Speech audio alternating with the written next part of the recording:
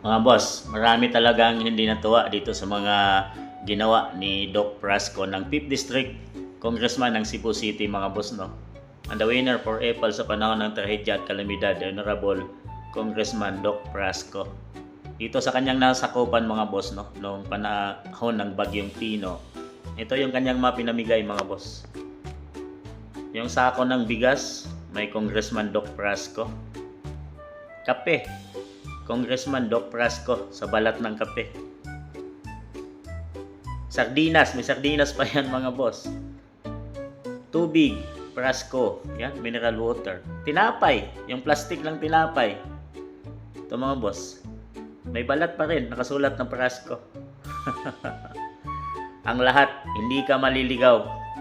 Hindi mo talaga siya makakalimutan. Kahit matulog ka, kumain ka, punta ka ng CR, magkape ka, nauuhaw ka, nandyan yung kanyang pangalan, mga boss. Halos sa mga balat ng mga, kung natin siya masisisi, mga boss, no?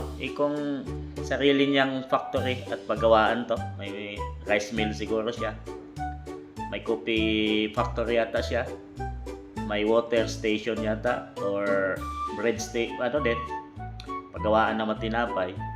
So, pwede kung sa kanyang factory at sa bulsa niya galing ang lahat ng yan, mga boss, no? Yan po kanyang binibigay ng mga ayuda sa kanyang nasakupan sa Cebu City.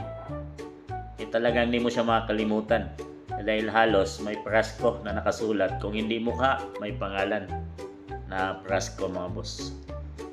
So, sana hindi galing to sa bulsa ng tax taong bayan, mga boss.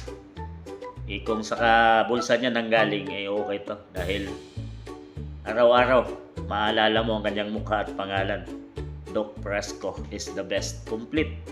Pagkain hanggang tubig, hanggang kape. Makikita mo kanyang mukha. Paano mo niya makakalimutan, mga boss?